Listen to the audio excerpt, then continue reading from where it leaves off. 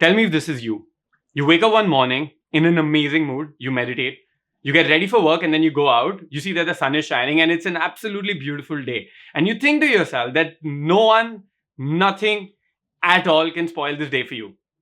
But then there's this one thing that happens. This one thing with your coworker, with your boss, with your partner, with your kids, or maybe you just receive a bad news. There's this one thing that happens and it throws you off your center completely, and you go down this downward spiral of your mood just going down and everything just being bad and bad and bad and bad. And then what's the next thing you do? You maybe turn to the bottle, or maybe you take your cheat meal that day. Maybe you consume some sugar, something out there to just mitigate that pain of yours. If that's you, this video is for you.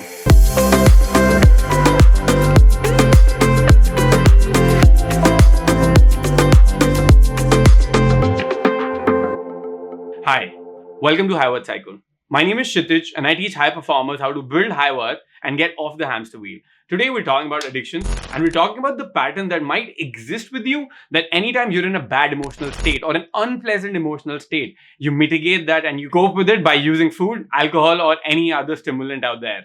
And then no matter how hard you try, it becomes very difficult for you to maybe follow that diet or quit alcohol or quit drugs or quit any other stimulant that you might be taking or you might be feeling addicted to. And the main reason behind it, it's not just surface level stuff. Anything that we read outside, anything that is out there in the self-help industry, the self-help books, a lot of these things that we see everywhere, all the self-help just focuses on what you should do. If it was so easy, anytime we would have heard that you should just quit that bad habit, you should quit smoking, you should quit drinking, you should quit X, Y, and Z thing. We know that it's bad for us. Or everybody knows it. We could have used the willpower and we could have quit it. So clearly, using the willpower is not the only thing. Why is it that we cannot quit certain things, and why are we addicted to it? The main reason behind it is that because it has nothing to do with your willpower. Part of it is of course helpful. Your willpower is of course helpful in helping you quit things, but it does a lot more damage than it does any kind of a benefit out there. Now, we need to understand the core motivation behind an addiction. Rather than viewing it as this evil thing that we do every time and we should not be doing it and it's really bad, we need to start understanding what's the motivation behind it, what's the core reason why the addiction exists.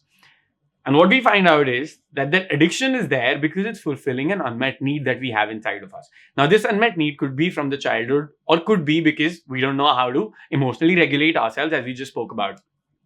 And that addiction is trying to meet that need. The most important thing to understand with needs is that we cannot get rid of our needs. The only option we have out here when it comes to our needs is to meet them. Either we're going to be using that addiction to meet them, or we're going to find out healthy ways, which we'll discuss in this video, to how to meet that particular need. For us to better understand the root cause of the problem, we'll have to look at the subconscious anchors and how they get formed. Now, let's rewind it a bit. Let's go back to the days when you were growing up. So when you were growing up, you maybe have had some painful experience at that time. This is, let's say, where the pattern would have started. So let's say someday you have a bad experience. Someday some crazy thing happens at school, at home, maybe you fall down, you cry, there's no one for you. And the next thing you do is, anytime maybe your parents give you food, or if there's some food lying around, maybe an ice cream or something else, anything which is lying around there, once you eat it, you realize because of this sugar rush, you start to feel a little bit better. So, first time you do it, not an issue, completely fine. Now, the next time you go through another painful experience, guess what you do? You eat that bowl of ice cream again, or you eat that food again. And what that does is that numbs you down, or maybe because you weren't feeling anything, it starts to get you hyper aroused and you like that feeling. And your brain makes that connection that anytime I'm sad, anytime I'm going through a bad experience, what I can do is I can turn to food, I can turn to something else that makes me feel good. So I'm going to just start doing that. So over the years, that pattern starts to solidify in your brain. New neural pathways are formed. So now your brain has learned that anytime I go through a distressing situation, I can mitigate it with food or any other stimulant out there. And I instantly feel better. And this is years and years of conditioning which has led us to this point. Now, every time this pattern runs out, every time we go through distress, we turn to food, alcohol, or anything else, this pattern gets stronger. And the more we do it, the more difficult it becomes for us to quit it. Let's take another scenario.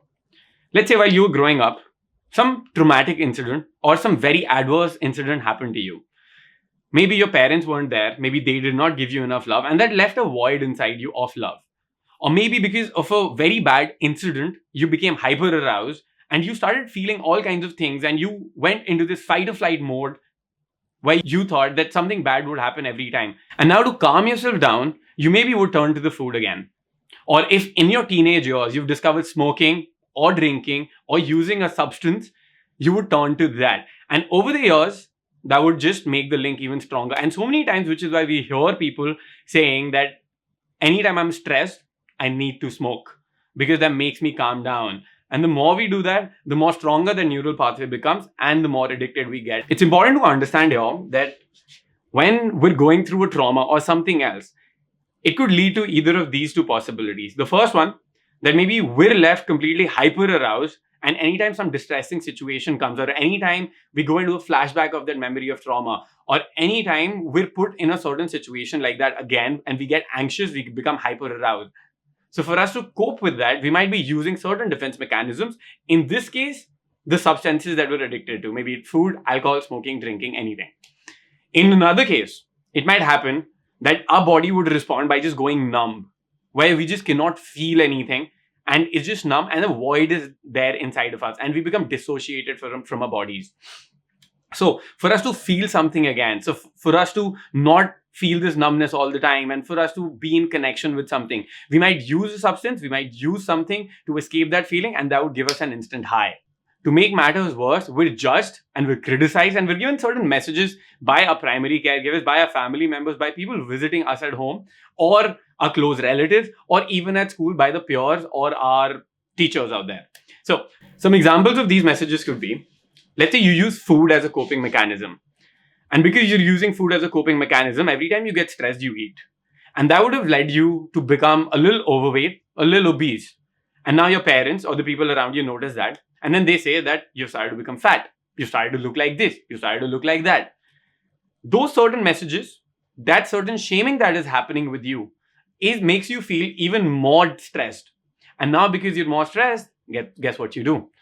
You go back and then you eat again, which makes you feel even more stressed and makes you feel even more guilty because now you have to suppress that desire, but that desire isn't getting suppressed. So you fall into this loop of eating because you're stressed. And now because you're stressed, the people around you are giving you certain messages and making you feel shameful for that. You want to quit, but you can't because that's the only way you know to mitigate that pain. Once you mitigate that pain, you feel guilty again.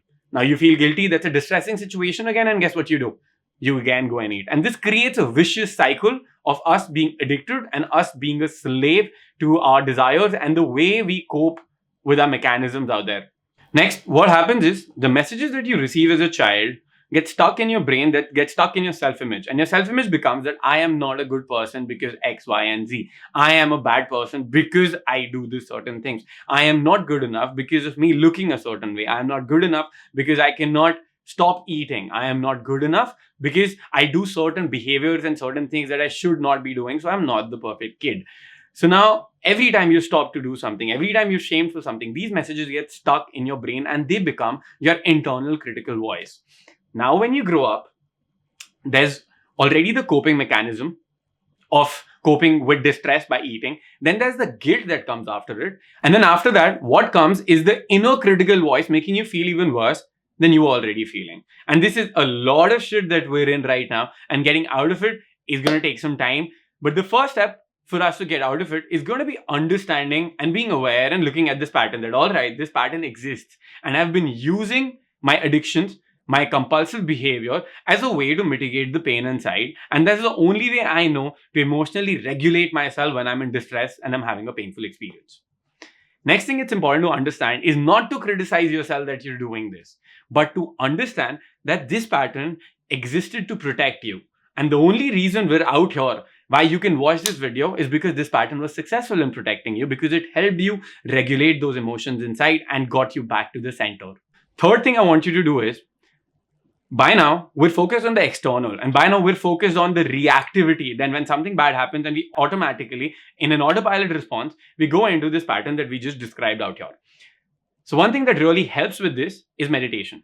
When we start to meditate, we start being more aware of what's going inside the body rather than our attention being completely on the outside. And now because we become more aware, we start to understand how our patterns work. And we start to notice and catch ourselves anytime we fall into these patterns. So anytime I feel distressed, I'm going to notice, all right, I'm distressed right now. And I'll be aware of it, that I'm going to fall into that own pattern. So once I start to be aware of it, then I can catch myself in the moment of when I'm starting to fall into that pattern of eating, smoking, drinking to mitigate my pain and distress at that time. Point number 4 is that the subconscious anchors that exist in us right now, caused by the childhood experiences that we experienced long back, those distressing situations need to be released. They need to be let go, and we need to be able to process them so that the entire bag of garbage and the entire baggage that we've been carrying for years and years, we can finally let go of that and start living life from a fresh start. Once we've done that, what we can do is we can start to learn how to regulate our emotions. We can start to ask ourselves, what is it that I need in this moment? And start to meet those needs. Combining that with meditation and starting to catch ourselves whenever we're feeling distressed and we're about to fall into that pattern, what we need to do during that time is ask ourselves, what is it that I need in this moment? How do I feel? What is my core emotional need right now? Because what that addiction is doing right now is that addiction isn't about that substance. It's about how it makes you feel. So many times at that time, you would want to feel loved. You'd want to feel validated. You'd want to be felt safe or protected, or you'd want to be heard, or you'd want to be loved, or you'd want to go out and play, something like that. So understanding that core need, that unfulfilled need, which is why we're covering it up with the addiction, is going to be absolutely helpful. And then we can start to meet that need of ours. Moving on, we need to understand the most important thing out here, the way we talk to ourselves, the voice of the inner critic that we've internalized by receiving those messages over the years. What we need to start doing is, because meditation, we're going to be aware of that voice inside of us.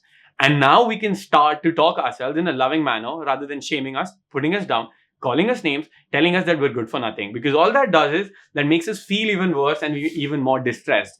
So anytime you're talking to yourself, anytime you even fall off the wagon, anytime you relapse, anytime you do something you don't want to do, the first thing we need to do is not to be overtly critical and talk to ourselves in a loving manner, because that is what is going to help us get out of it. That is what's going to help us meet that need as well, the core need that might be missing. Another important thing to address out here is the more we don't accept ourselves the way we are, the more we suppress any desire, the more it's going to lead us to that path again, because that suppression is going to bring us more distress. So if, let's say, you're addicted to alcohol or you're addicted to the food, what I want you to do is, anytime you feel that, just cultivate the presence out there. Don't try to stop anything. Cultivate the presence that I am in this pattern and I am going to eat right now, and let go of that guilt pattern as well.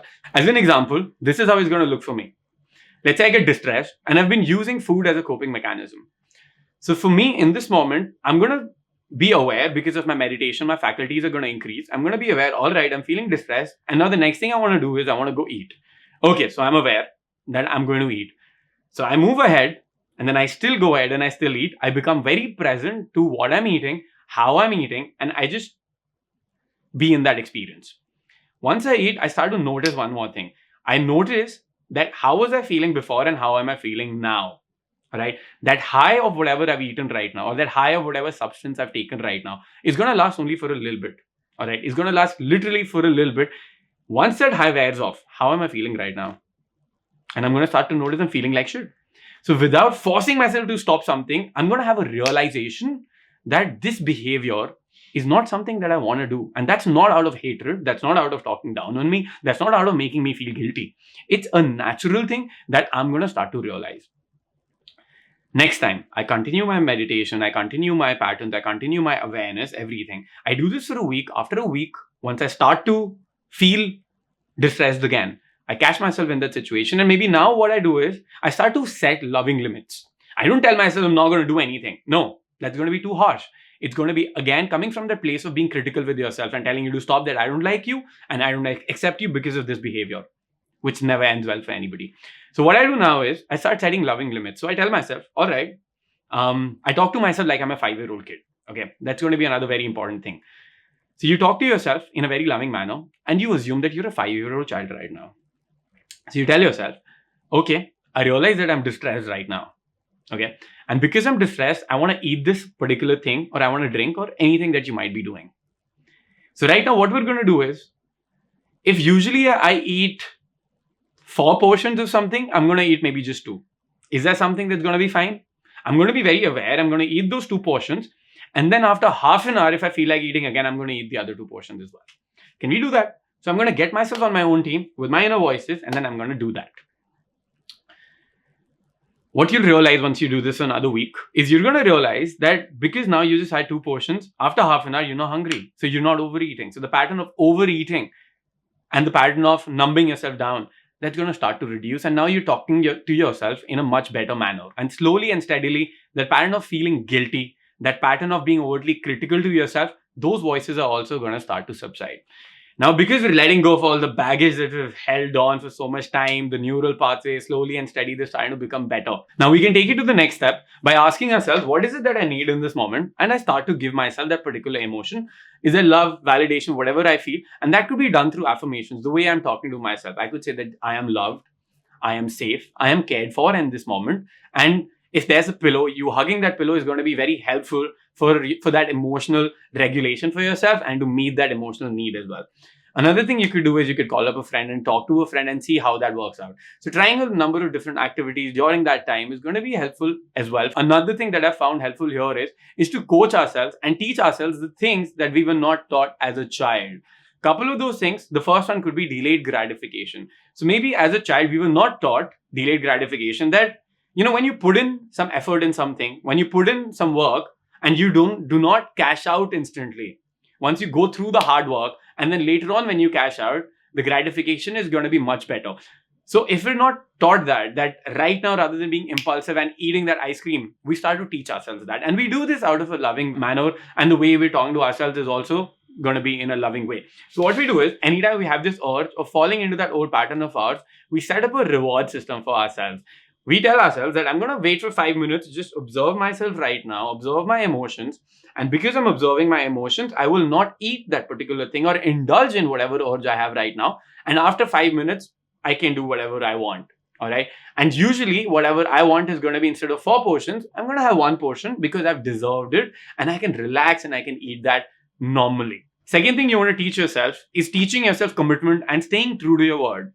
If we grew up in a household where our trust was broken repeatedly, where we saw that our parents would commit to something, say something, but then not do it at all, I felt that my trust was being broken as well. So one thing that leads to clearly is having trust issues when we grow up. But the second thing that leads to having is us saying that when I say something or when I commit to something, I don't have to follow through. So we've got to teach ourselves that you have to follow through whenever you commit to something. And we start that by going slowly. So if I say that I'm going to observe myself for 10 minutes, or I'm going to observe myself for maybe a minute, I start slow and then I progressively increase the duration and then I progressively reduce the thing that I'm eating or what I'm drinking and everything. Once I start to do that and I start committing to my word, I start practicing delayed gratification. I start talking to myself in a better manner. I start meditating. I start being more aware. I start letting go of my subconscious anchors. What that starts to do is that starts to make us feel better about ourselves. That increases our self-image because I said I'll do something and I'm doing that. So self-esteem and a self-image both go up, and that leads us into an upward spiral, getting us out of the downward spiral of doom where we find ourselves getting stuck again and again and again and again. And that's how you get out of your addictions. I hope this was helpful for some of you. For some of you, you might not be struggling through these things, and that's completely fine. But if it was helpful for you guys, what I want you to do is I want you to hit the subscribe button, spank it, smash it, demolish it, leave a comment, let me know what you thought about the video. And if after 6 months you're trying this out and you've quit a particular addiction, or you're in at least a much better space where you were consuming a lot of the substance that you were doing and now you've reduced even, I would love to hear your views on that and how your experience has been. It makes me feel amazing every time. That'll be all from my side. This is Kshitij signing off with the High Worth Cycle. I will see you guys soon. Peace out.